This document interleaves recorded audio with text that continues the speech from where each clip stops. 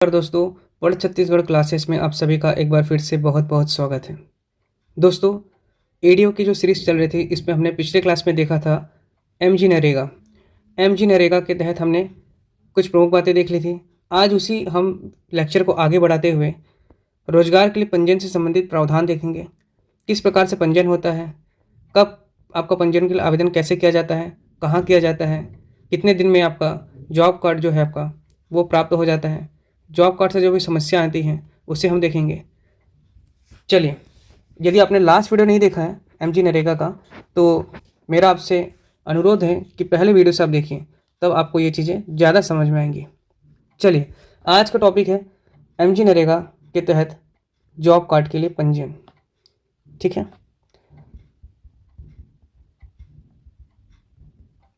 चलिए शुरू करते हैं। सबसे पहली बात, मनरेगा के तहत या एमजी नरेगा के तहत रोजगार प्रोवाइड कराया जाता है केंद्र सरकार की तरफ से। ठीक, रोजगार कौन देगा?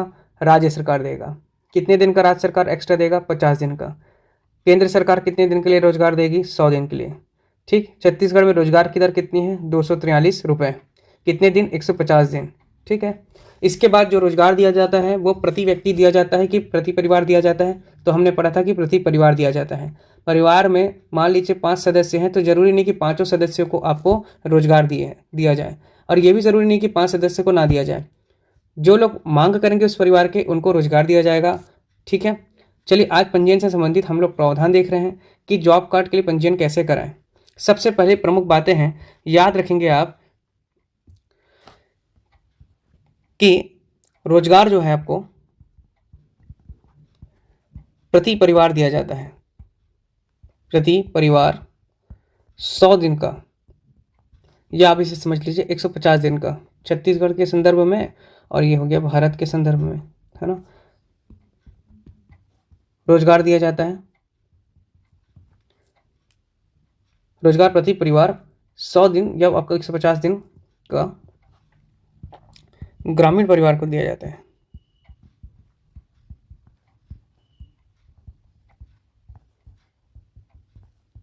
ठीक है, अब रोजगार जब मांग करेंगे तभी दिया जाएगा, ऐसा नहीं कि आओ भैया ले लो, ऐसा नहीं है। ग्रामीण क्षेत्र में जो लोग रह रहे हैं, जो ग्राम पंचायत में रह रहे हैं, मतलब कि ग्राम पंचायत में पंजीकृत ग्रामीण परिवार को रोजगार दिया जाएगा। इंपॉर्टेंट बात यह है कि किसको रोजगार दिया जाएगा? तो आपका जो ग्राम पंचायत में लोग रह रहे हैं, जो लोग पंजीकृत हैं, ठीक है, जो लोग पंजीकृत, जो लोग रजिस्टर्ड हैं, उन्हीं परिवार के सदस्यों को क्या दिया जाता है? आपका रोजगार दिया जाता है। गांव में कोई भी रह रहा है इसको नहीं मिलेगा। गांव में जो सदस्य ग्राम पंचायत में जाके पंजीयन कराएंगे, उन्हीं को ही मनरेगा के तहत रोजगार दिया जाएगा। ठीक है, और वो परिवार के जो कौन सदस्य को दिया जाएगा? तो 18+, याद रखेंगे 18+ बहुत इंपॉर्टेंट है। 18+ ही वयस्क व्यक्ति कहलाते हैं, इसलिए जो है आपका रोजगार वो 18+ वाले या वयस्क व्यक्ति को ही रोजगार दिया जाता है। कैसे दिया जाएगा? तो वो लोग पंजीयन कराएंगे। ठीक है, पंजीयन कराने के बाद उनको जॉब कार्ड मिलेगा। जॉब कार्ड मिलने के बाद रोजगार की मांग करेंगे। मांग करने के बाद आपका ग्राम पंचायत उन्हें रोजगार देगा। ये सीक्वेंस अभी हम अभी देखेंगे। ठीक है, इस बात का ध्यान रखेंगे कि जो आपका 100 दिन का जो रोजगार है, 100 दिन या आपका 150 दिन, 100 दिन या 150 दिन का रोजगार जो है उसका बंटवारा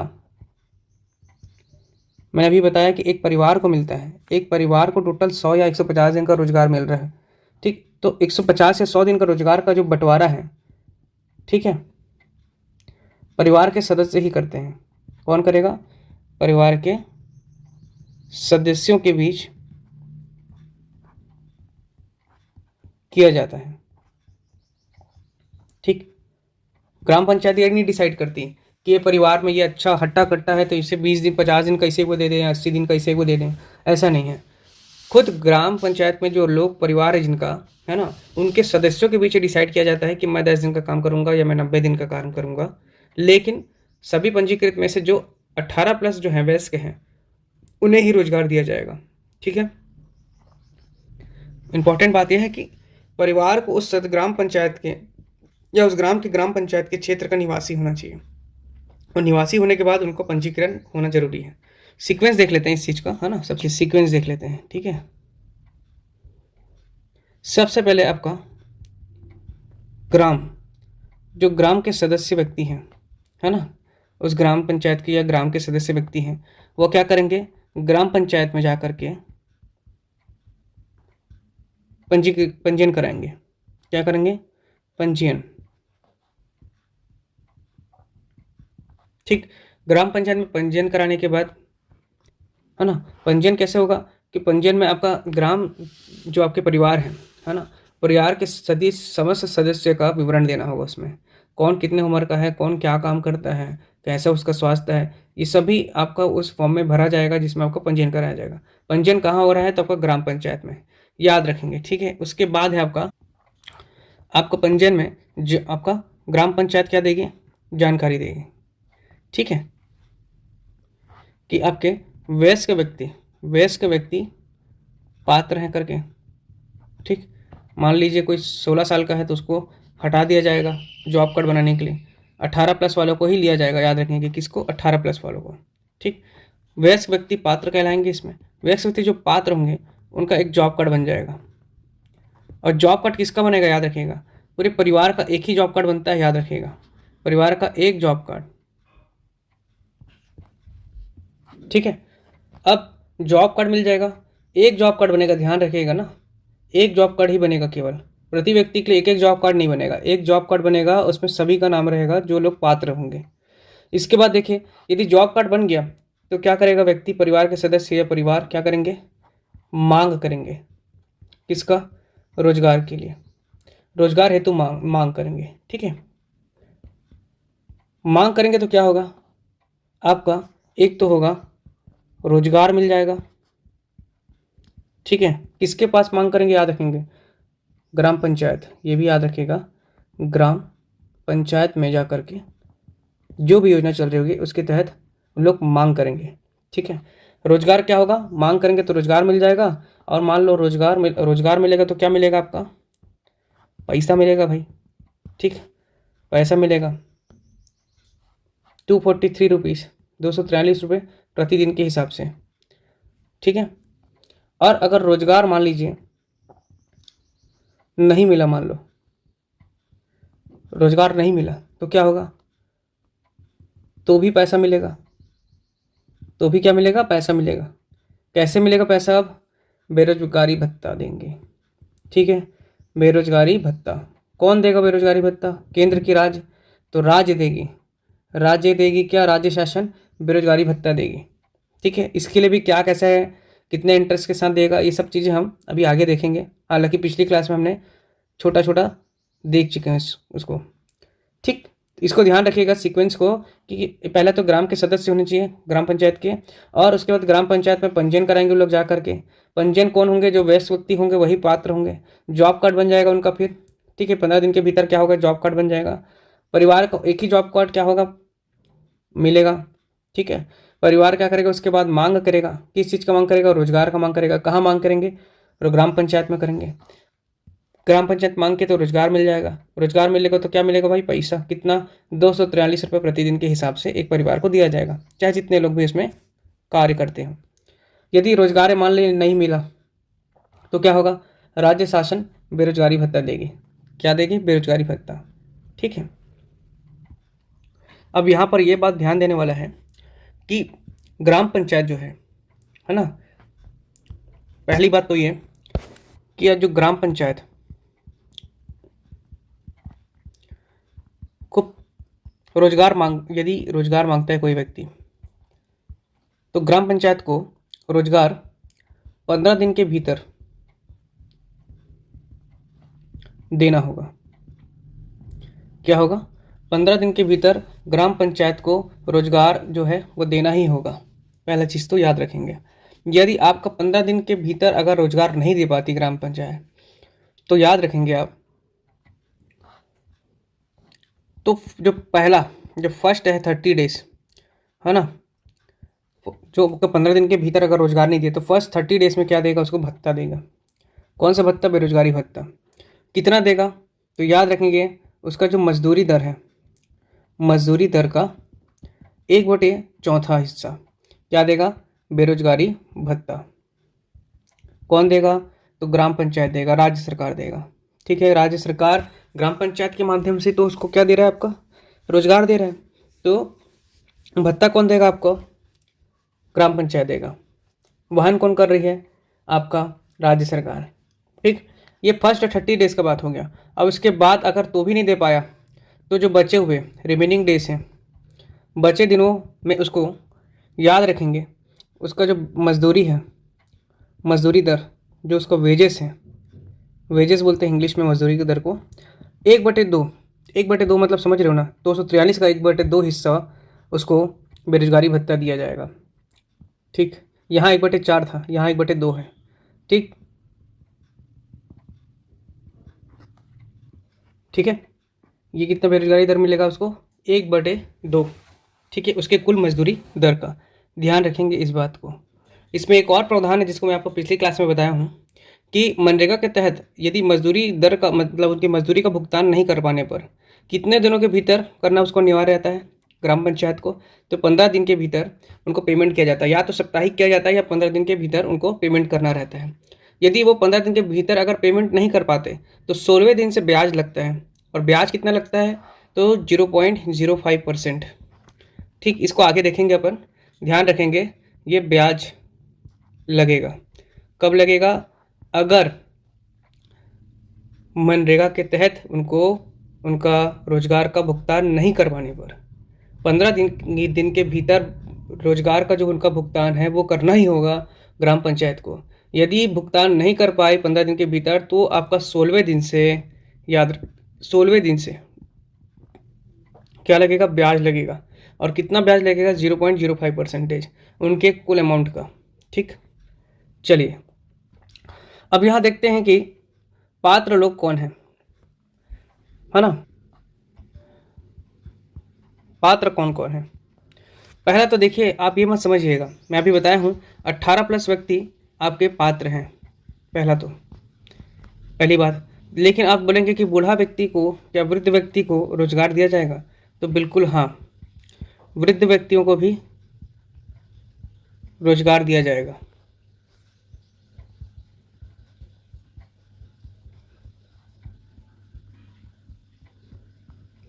ठीक है, उनकी क्षमता के अनुसार याद रखेंगे, लेकिन उनकी क्षमता अनुसार, ये इंपॉर्टेंट पॉइंट है। ठीक है, दूसरा बात यह है कि आपका जो दिव्यांग लोग हैं उनको क्या मनरेगा में रोजगार दिया जाता है?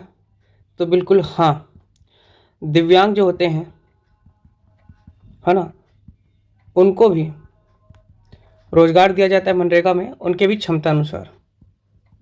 ठीक, क्षमता अनुसार, बात याद रखेंगे। चौथी बात मैं आपको बता रहा हूँ जो महत्वपूर्ण बात है बहुत ही ज़्यादा, कि जो पंजीकृत आवेदकों में है ना, जो पंजीकृत किए हैं, जो परिवार के मतलब परिवार के आपके कुल सदस्य हैं उसके 1/3 सदस्य, 1/3 महिला जो है आपके, महिला आवेदक होना चाहिए। ठीक, मतलब कुल सदस्य के आपका 1/3 क्या होना चाहिए? महिला आवेदक होना चाहिए, या कुल पंजीकृत आवेदकों में से 1/3 महिला सदस्य को कार्य रोजगार हेतु प्राथमिकता दी जाएगी। ठीक है, प्राथमिकता किसको दिया जा रहा है? महिलाओं को दिया जा रहा है। ठीक, इसको भी ध्यान रखना है, 1/3 को ध्यान में रखिएगा इस बात को। ठीक है, प्रश्न करेगा महिला कितना होना चाहिए, अनिवार्य है तो 1/3। चलिए अब आगे देखिए, जॉब कार्ड से संबंधित प्रावधान देख लेते हैं। अभी हमने देखा कि जॉब कार्ड कहाँ करेगा आवेदन? तो कोई व्यक्ति वो करेगा ग्राम पंचायत में। ठीक, ग्राम पंचायत में क्या करेगा? आवेदन करेगा। ग्राम पंचायत क्या करेगी? 15 दिन के भीतर उसको क्या देगा? जॉब कार्ड देगी बना करके। देख लिया हमने इसे भी। ठीक है, यदि जॉब कार्ड, एक चीज़ और यहाँ पर ध्यान रखिएगा, ये जो जॉब कार्ड है उसका वैलिडिटी कब रहता है? वैलिडिटी को ध्यान रखिएगा कि 5 ईयर, 5 साल तक इस जॉब कार्ड का जो वैलिडिटी रहता है, ठीक है, 5 ईयर का रहेगा। ठीक, इंपॉर्टेंट पॉइंट है, याद रखिएगा। 5 साल के बाद अगर वो एक्सपायर होता है तो उसको फिर से क्या करेंगे? आफ्टर 5 ईयर, 5 साल के बाद आपका रिन्यू कराया जाएगा। कहाँ रिन्यू होगा? ग्राम पंचायत में ही रिन्यू होगा। यदि किसी का नाम परिवर्तन कराना है, नाम में संशोधन करना है इसको, या फिर मतलब पंजीयन में से हटाना है, जॉब कार्ड में से किसी का नाम हटाना है या जोड़वाना है, तो भी वो ग्राम पंचायत में जा करके आवेदन करेगा और उसके बाद उस जॉब कार्ड में संशोधन होकर के नया जॉब कार्ड जारी किया जाएगा ग्राम पंचायत के द्वारा। याद रखेंगे। अब इससे कुछ प्रमुख बातें कि यदि जॉब कार्ड में अगर कोई समस्या आती है या जॉब कार्ड बना के अगर ग्राम पंचायत नहीं देती है 7 दिन के भीतर, याद रखेंगे जॉब कार्ड अप्लाई करेंगे ना तो आपको 15 दिन में जॉब कार्ड बना के दिया जाता है। यदि 15 दिन में आपका जॉब कार्ड बना के नहीं दिया जा रहा है ग्राम पंचायत के द्वारा, तो 7 दिन के भीतर, है ना, 7 दिन के भीतर पंजीयनकर्ता जो है वो उसकी समस्या का हल के लिए सरपंच के पास आवेदन करेगा। ठीक।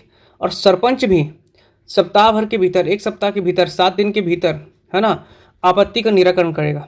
याद रखेंगे जॉब कार्ड, देखिए जॉब कार्ड समस्या, जॉब कार्ड में समस्या अगर है कुछ तो 7 दिन के भीतर, 7 दिन के भीतर पंजीयनकर्ता, मैं शॉर्ट में लिखता हूँ, आप इसे चाहें तो अच्छे से अपने कॉपी में लिख सकते हैं। ठीक है। जॉब कार्ड में अगर समस्या है कुछ तो 7 दिन के भीतर पंजीयनकर्ता 7 दिन के भीतर पंजीयनकर्ता आवेदन करेगा किसके पास? सरपंच के पास। ठीक। सरपंच के पास क्या किया? आवेदन करेगा। और सरपंच भी 7 दिन के भीतर या सप्ताह भर में 7 दिन के भीतर समस्या का निराकरण करेगा। समस्या का निराकरण कौन कर रहा है? सरपंच कर रहा है। सरपंच के पास कब गया? 7 दिन के भीतर। जैसे समस्या है तो उसको 7 दिन के भीतर ही क्या करना है? पंजीयनकर्ता को सरपंच के पास जाना है और उस समस्या का निराकरण करने के लिए आवेदन करना है।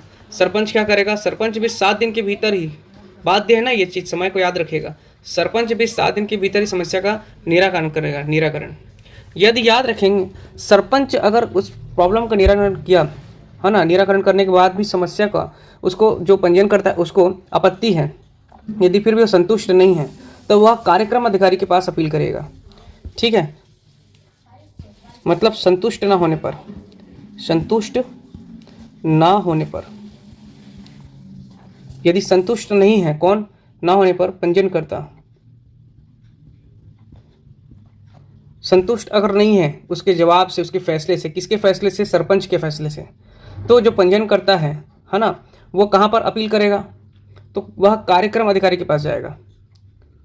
संतुष्ट ना होने पर पंजीयनकर्ता अपील करेगा किसके पास? आपका कार्यक्रम अधिकारी, जो उस प्रोग्राम ऑफिसर बोलते हैं इसे, है ना, प्रोग्राम ऑफिसर के पास क्या करेगा? अपील करेगा कि उसका समस्या का समाधान नहीं हो पाया है, जो वो चाहता था वैसे चीज़ें नहीं हो पाई हैं, इसलिए वो क्या करेगा? कार्यक्रम अधिकारी के पास जाएगा। और ये जो कार्यक्रम अधिकारी होते हैं वो याद रखिएगा ब्लॉक डेवलपमेंट ऑफिसर होते हैं। ब्लॉक डेवलपमेंट ऑफिसर, और शॉर्ट में इसको बोलते हैं बीडीओ। ठीक है, बीडीओ होते हैं। बीडीओ नहीं है यदि, तो कौन होगा? सीईओ होगा। ठीक है, मुख्य कार्यपालिका अधिकारी। कौन होगा? मुख्य कार्यपालिका अधिकारी। ठीक, इन दोनों में से कोई एक व्यक्ति ही होते हैं कार्यक्रम अधिकारी, इस चीज़ को ध्यान रखेंगे। ठीक। अब देखिए, यदि इन लोग भी क्या करते हैं? फैसला सुनाते हैं, है ना, इनके फैसले से भी आपका जानकारी देने से, है ना, अगर आवेदनकर्ता फिर भी संतुष्ट नहीं है, अगर इनके फैसले से भी, देखिए मैं एकदम सरल भाषा में समझाने का प्रयोग करता हूँ, इस चीज़ को आप ध्यान रखिएगा।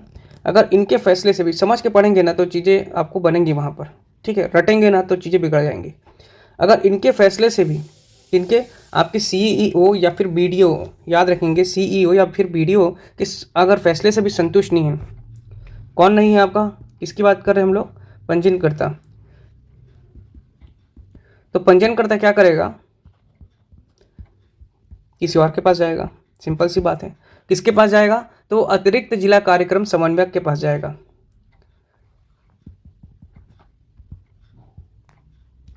तो पंजीयनकर्ता अतिरिक्त जिला कार्यक्रम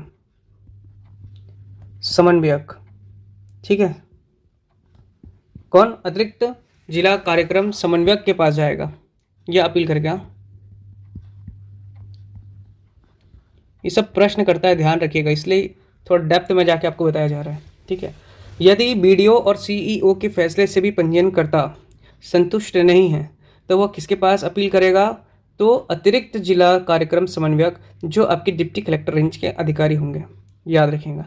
और यहाँ पर भी 7 दिन के भीतर निर्णय दिया जाएगा, और यह निर्णय जो होगा आपका अंतिम दिन होगा। यहाँ भी याद रखेंगे 7 डेज में आपका आपका रिजल्ट दिया जाएगा, जो भी है निर्णय होगा। यहाँ पे भी आपका 7 डेज में आपका क्या हो रहा है, रिजल्ट मिलेगा। और वो सरपंच के पास भी आपका 7 डेज को याद रखेंगे, यहाँ पे भी 7 डेज का बात था। सबसे पहले कहाँ किसके पास जाएगा? जॉब कार्ड में समस्या है तो सरपंच के पास, सरपंच 7 दिन में उसका क्या करेगा, निराकरण करेगा समस्या का। सरपंच के फैसले से अगर वह संतुष्ट नहीं होगा तो वो किसके पास करेगा जाकर के आवेदन? तो वो कार्यक्रम अधिकारी के पास। कार्यक्रम अधिकारी कौन हो सकता है? तो वो बीडीओ हो सकता है या सीईओ हो सकता है। वह दोनों भी 7 दिन के भीतर आपका क्या निर्णय लेंगे उसकी समस्या के लिए। अगर वहाँ पर भी पंजीयनकर्ता को समस्या है, खुश नहीं है अगर उस फैसले से, तो वह किसके पास जाएगा? अतिरिक्त जिला समन्वयक मतलब अतिरिक्त जिला कार्यक्रम समन्वयक के पास जाएगा। और वह जो अतिरिक्त जिला कार्यक्रम समन्वयक है वो आपका समझ लीजिएगा डिप्टी कलेक्टर रेंज का अधिकारी होगा। और यहाँ पर जो 7 दिन के अंदर रिजल्ट आएगा वो अंतिम निर्णय होगा, अंतिम निर्णय। याद रखेंगे, इतना दूर जाने की आवश्यकता नहीं पड़ती किसी को।